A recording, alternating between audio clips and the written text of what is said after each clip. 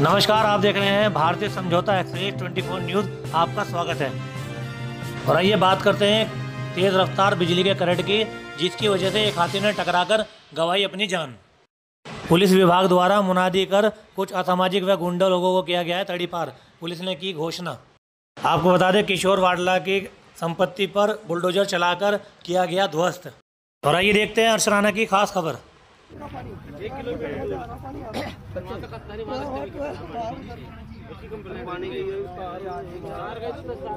Current की line से मर चुका है।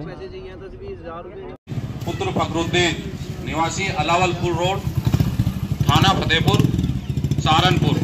इसके विरुद्ध काफी समय से आपराधिक इतिहास रहा है।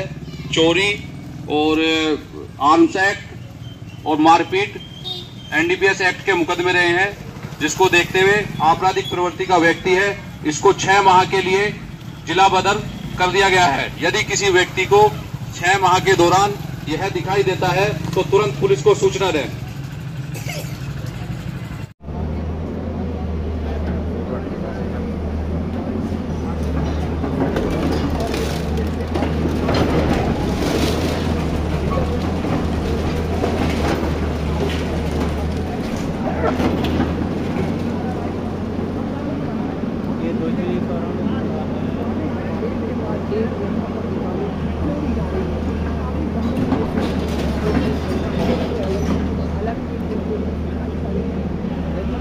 नाम है आपका? किशोर वाडला।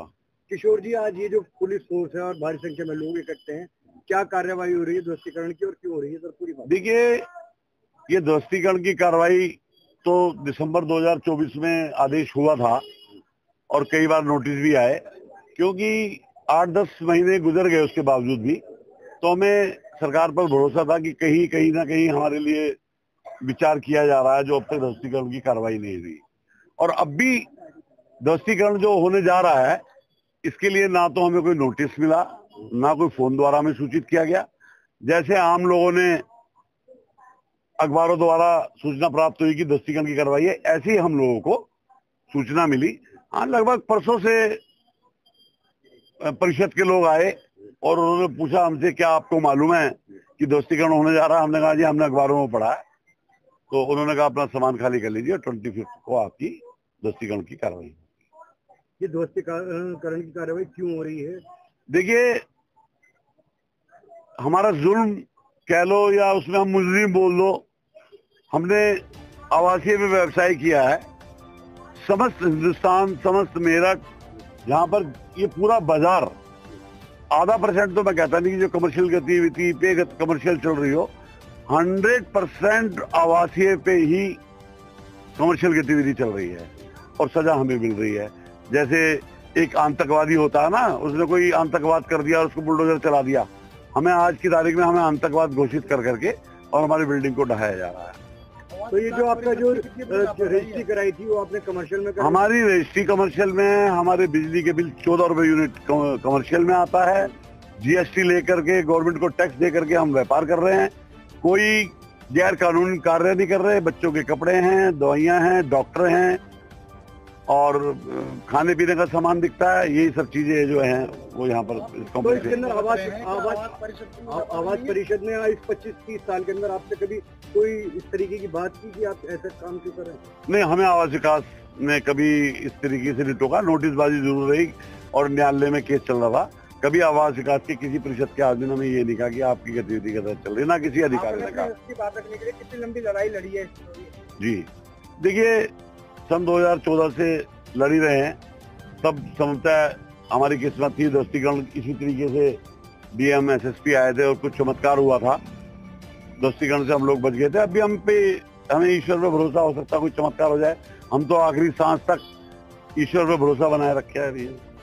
तो आज क्या कार्रवाई होने जा रही, जो आपको पता चला है? क्या बोला? ध्वस्तीकरण दुकानें सब खाली कर दी गई हैं और जो हमने सामान नहीं भी निकाला था, तो मेरे पास एसएसपी साहब का फोन आया कि आप सामान निकाल लीजिए।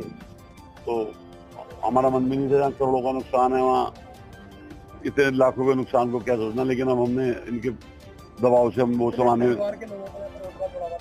आप ये मान लीजिए यहाँ पर लगभग कर्मचारी और ऑनर समेत 100 परिवार तो जुड़े हुए हैं जो सड़क पर आ जाएंगे। और इस उम्र में आकर के कोई दूसरा व्यापार तो किया नहीं जाता। हम तो रोड पर आ गए। व्यापारी लोग कुछ कबाड़ करें, उसकी जिम्मेदारी या लापरवाही करें तो कहीं ना कहीं आवाज कर सकते हैं। देखिए, इसमें तो न्यायालय को भी कमेटी गठित करनी चाहिए थी। मेरा तो मानना ये है कि यहाँ कमेटी आती, देखती कि हम ही क्या ऐसे मुलजिम हैं जो आवासीय व्यवसाय कर रहे हैं, पूरा बाजार चल रहा है।